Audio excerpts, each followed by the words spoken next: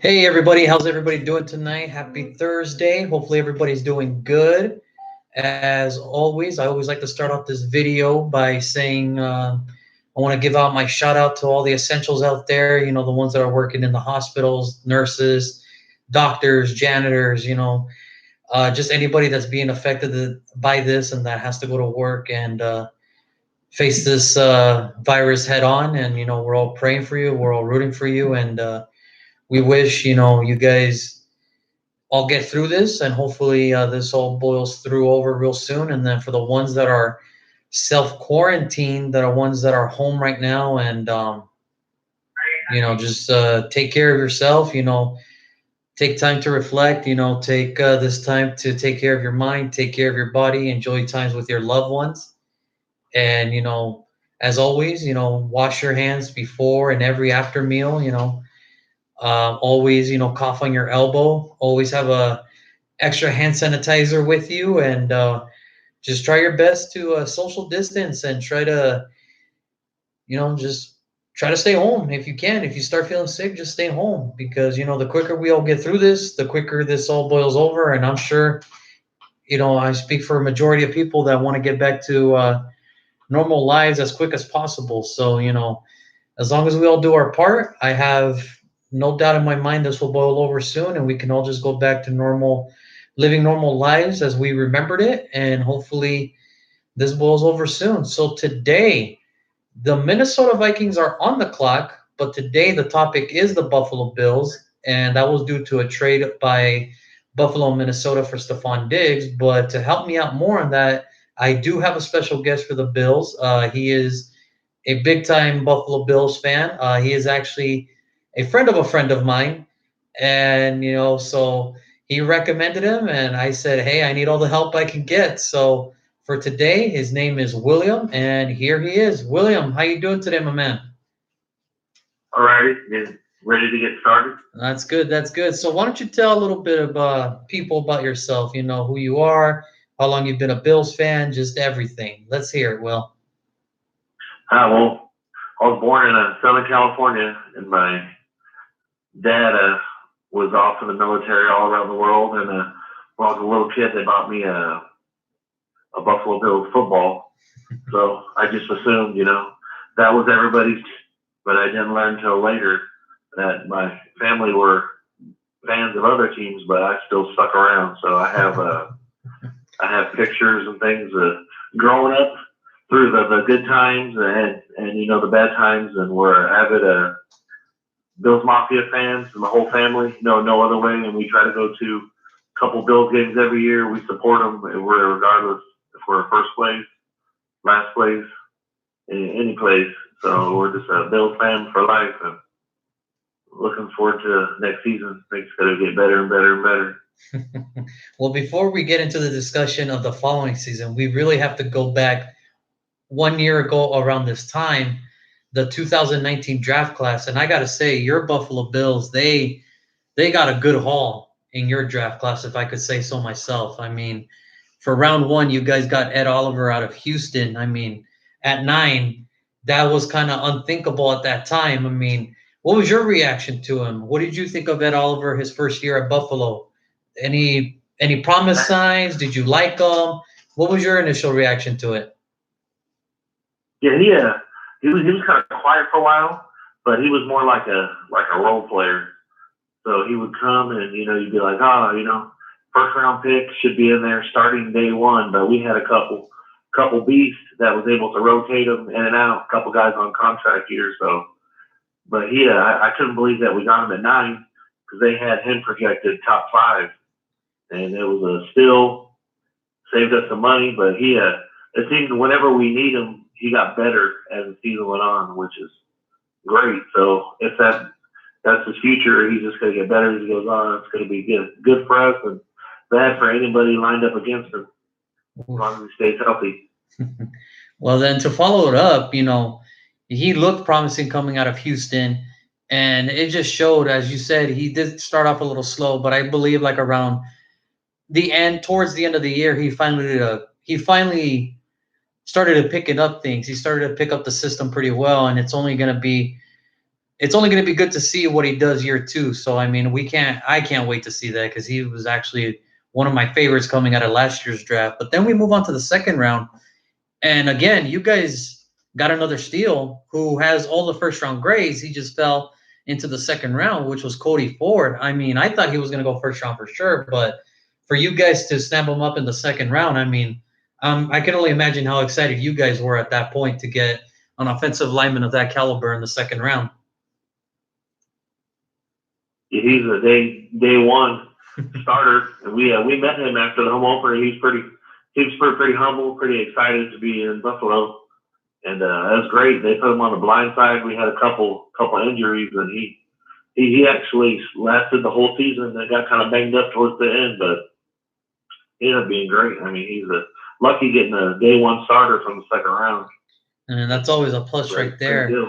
I mean, that's always a plus right there. And then moving on to the next pick, and then actually we have a message here. Christy Mitchell, go Bills. I'm sure we're going to get that all day because I got to say, you know, like I'm part of Raider Nation, but I mean, there's only a few fan bases where it's like you can see the loyalty in there, and Bills Mafia is one of those loyal fan bases.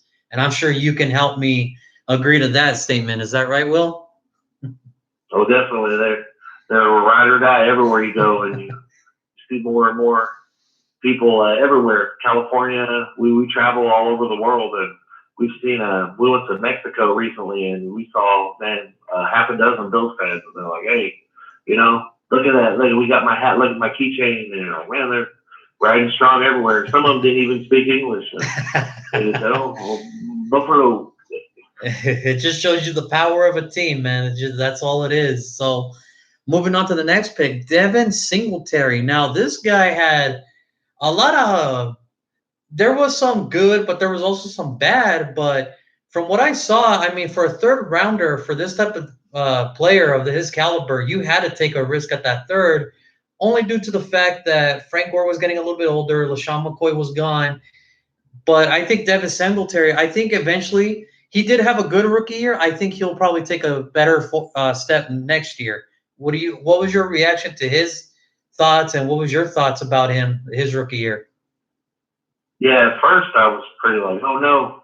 And I was like, man, I can't believe they traded LaShawn McCoy for, I don't know, my eyes was a nobody. I like that. But our coach likes, like guys that just do whatever he says, like robotic guys, come to work, do his thing. He don't want people really to have opinions.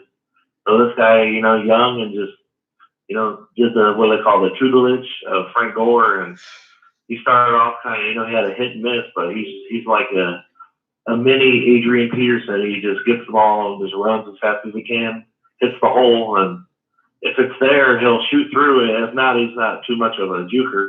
He's more of just a straight, make your guys get tired trying to arm tackle him. Yeah. So hopefully he comes back stronger and great.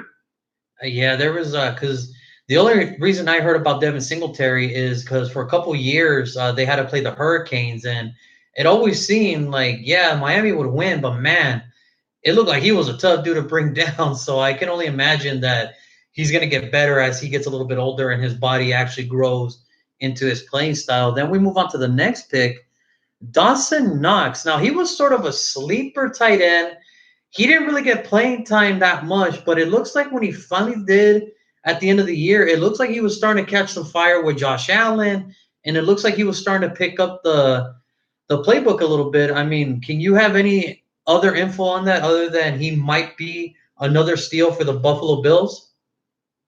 Yeah, the first couple games he did great, and he had the one against the home opener in Buffalo versus the Bengals where he caught it, ran like 30 yards, and just blew that guy out of the water.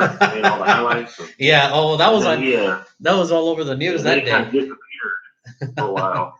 I think he had a couple games he dropped the ball in huge moments. Yeah. And one cost us a win, but a couple ones we almost lost the game because of like a third or fourth down perfect drop for him.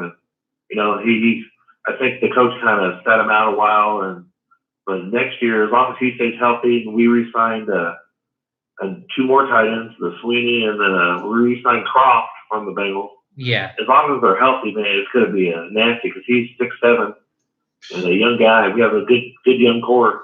Should only go up from here as long as everybody stays healthy. Oof, yeah, no doubt about that. Dawson Knox, that's a big boy. I mean, that's a hard man to bring down. And then we move on to the next pick, which was Volskin Joseph, the linebacker out of Florida. It really didn't pan out the way I think what he was thinking, but I just, sometimes that happens. You can't hit on all your picks. You wish you can hit on all your picks. It's just, sometimes it just doesn't work out that way. But the following pick was Jaquan Johnson, the safety out of Miami. I thought that was an interesting pick, only, because I am a Hurricane fan. I thought he was going to go undrafted, but you guys took him in the sixth. But he was more of a special teams player. But as again, football is all three phases. What did you think of his special teams ability, and can you see him get a little bit more in that defensive role, or what do you see more out of Jaquan? I think he's unless somebody gets hurt, because we're pretty deep at the safety. Yeah, oh yeah. But he'd be a special teams guy, which is good. Good to have young guys that want to stay employed, and they are basically only do special teams because they gotta work their butt off, because they only get 5-6 plays a game sometimes to show that they're worth staying on the team. That's because I thought he would. I was like, oh man, he should be good, but he never really would play it ever, because we didn't have very many corners or anybody, even safeties, that necessarily got hurt very much. So, but it was kind of weird. They kind of picked the same type of player back to back in the draft. Johnson. Yeah. So you also drafted Daryl Johnson Jr., the outside linebacker in North Carolina A&T, and then Tommy Sweeney, another tight end. Again, it's just you want all your picks to hit. It's just sometimes it doesn't work out, but that's just the business, and sometimes that's just the way it goes. So the draft's over. We're not really sure what Buffalo is planning, what the Bills are planning, but the previous offseason, or the free agency before that, you guys really invested in that offensive line with, Quentin Spain and John Feliciano. Deion Hawkins is there. And, you guys had the draft you did. I mean, I think you're the only team in the NFL whose starting five right now is coming back. I mean, from what I know, your starting offensive line will come back. And that can only mean Josh Allen should be more comfortable back there. I mean, you satisfied with that offensive line play, or do you think it can get a little better? It could get a little bit better, but we brought back Span. He's a big old boy. And then Cody Ford. We need to pretty much get one more spot settled, or I think in the draft, they should probably draft at least one starting offensive lineman, they think, or maybe even trade for one.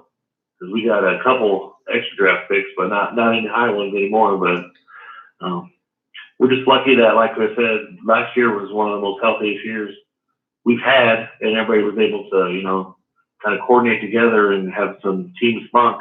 As in years before, we've been one of the most injured teams ever, especially at the offensive line. We have, one year we had like 15 different combos of guys.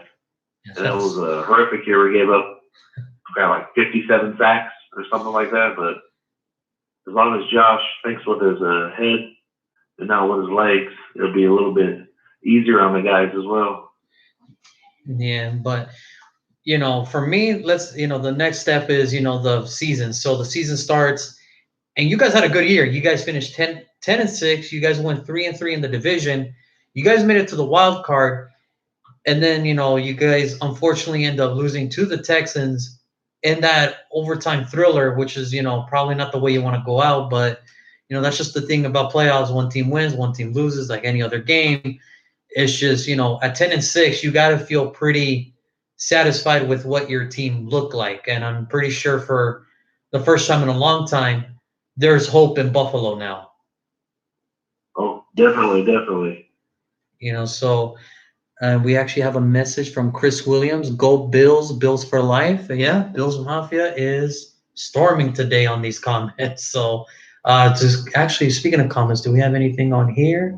No, we just have Carlos and Alfred going back and forth with each other. Oh, man. Well, we'll get to that in a little bit. We'll get to that in a bit. So in your honest opinion, as a Bills fan watching this team play, what is your react? Like, what do you give Josh Allen's improvement? Do you think he improved from year one to year two? Do you see a significant jump from year one to year two, or do you think there's, is there something that he could still kind of work on? Oh, yeah, he definitely improved. Just at the beginning of the season, he would get really really excited and make a like a bonehead play, just try to hey I'm going to throw it through three defenders at once, and almost cost us a couple games. But I think everybody yelled at him pretty much, and he started. It seemed like he would have games where he would complete so many good passes, and then he'd have a couple of bonehead throws. He'd overthrow somebody by 20 yards, or you'd be like, man, what is he doing? But I think a lot of his is accuracy problems because everybody knows he's got the arm strength, and sometimes he'll throw a 10-yard pass like 50 miles an hour, but and then if they don't catch it, and what's real bad about that is they deflect really far. Yeah, no, It becomes dangerous. But I think if he works on accuracy and learns how to he fumbles a lot when he runs because he just runs with the ball. He's like he's 6'5", like 250. He's got big hands. He just runs like it's a baby doll, and he fumbles it quite a lot. And no, he just gets lucky. That was one of the things of Josh Allen coming out is like the arm strength was not the question. I think what it was more was ball placement and is he one of those guys to tuck and run if his first read wasn't there.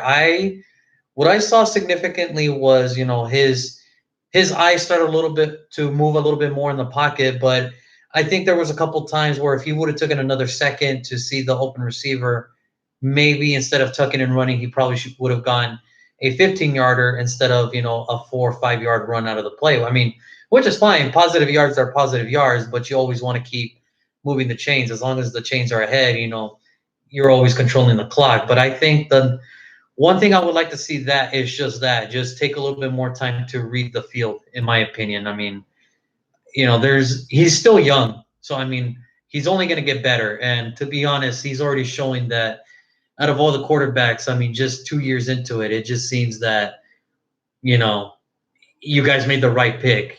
From all the quarterbacks that did get drafted, now Sam Darnold is still up in the air, but looking at the rest, it's like, man, I think Buffalo made the right choice by choosing Josh Allen in that draft class.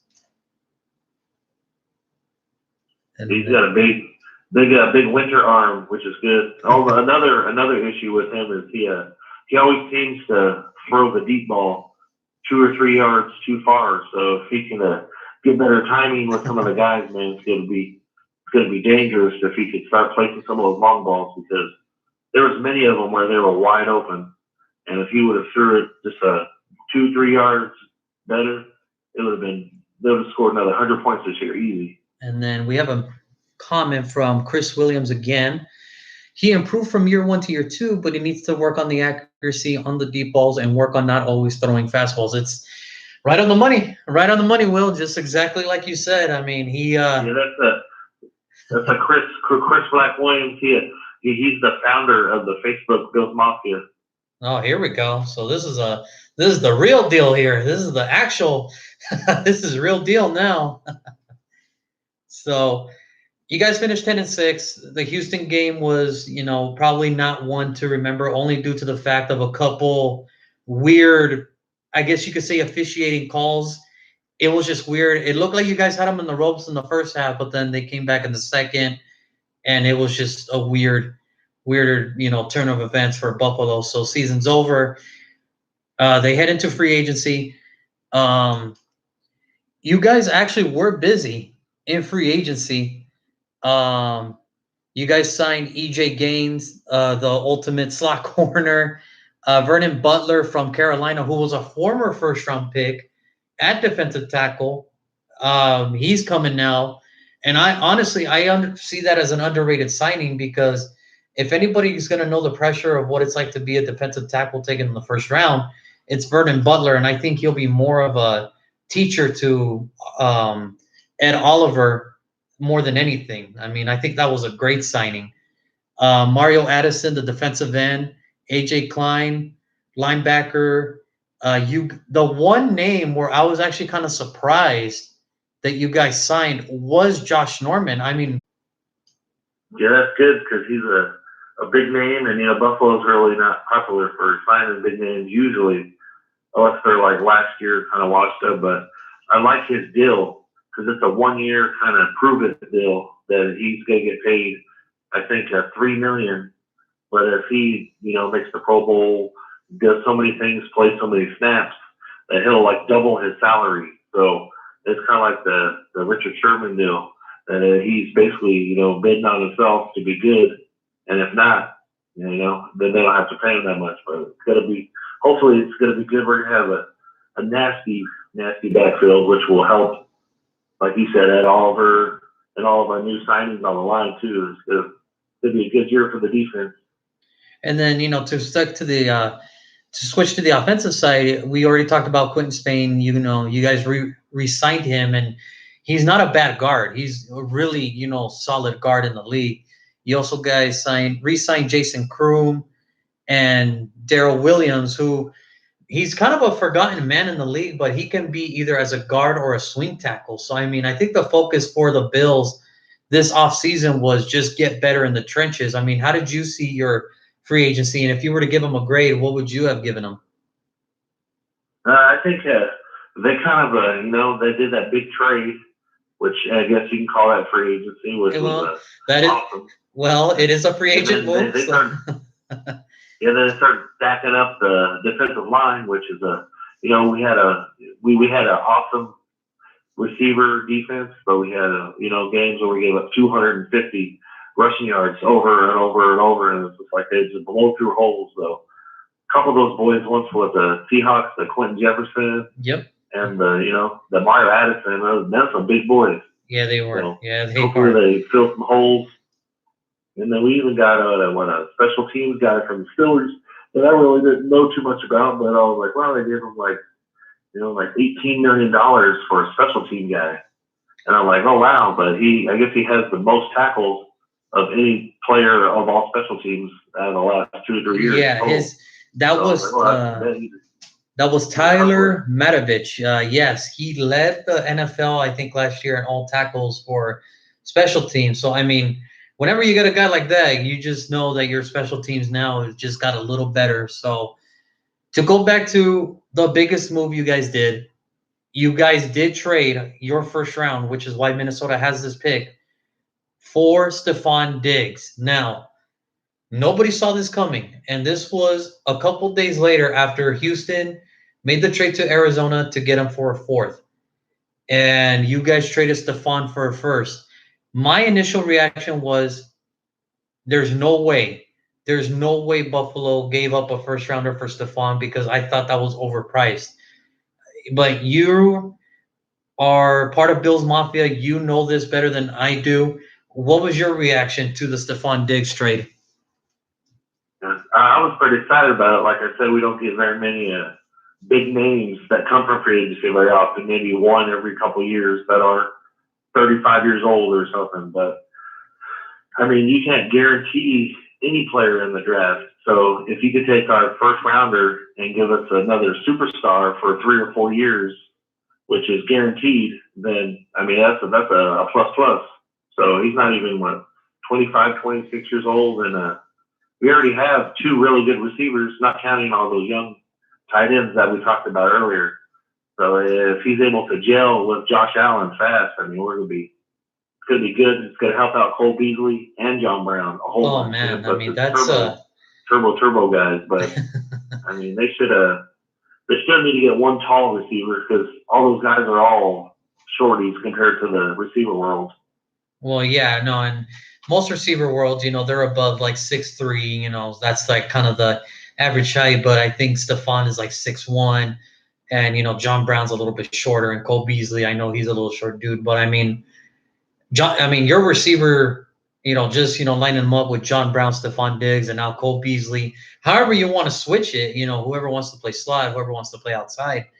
I mean, it's all Jets at the wide receiver position now for the Bills. So that's going to be kind of interesting to watch. And, Josh Allen has to find them, but I think he'll have no problem finding them there. So for me, I just thought it was a little bit overpriced. I thought, my thinking is maybe you could have gone him for a little bit cheaper, only due to the fact that if Houston only had to give up DeAndre for a fourth rounder, I just thought that was kind of like a weird like situation where I was like, no, I wouldn't have not given up that first. But I mean, it's like you said, there's no guarantees in the NFL. But I mean, Stephon Diggs, he's proven that he can play and he can play at a very high level. So that was probably the best addition to the Buffalo Bills was Stephon Diggs. And we do have to get into this because, your division for the last 20 years has been dominated by that team, the New England Patriots. And it seems now, for the first time in a long time, they're pretty vulnerable. Tom Brady's gone, a bunch of defensive starters left. I mean, what was your reaction to Tom Brady finally just saying goodbye to New England and he took the money and ran to Tampa Bay? We were around my household, and I'm sure other households all over the world were really excited. And that guy has caused so much pain and hate for decades, longer than a lot of Bill fans have even been alive, the young ones.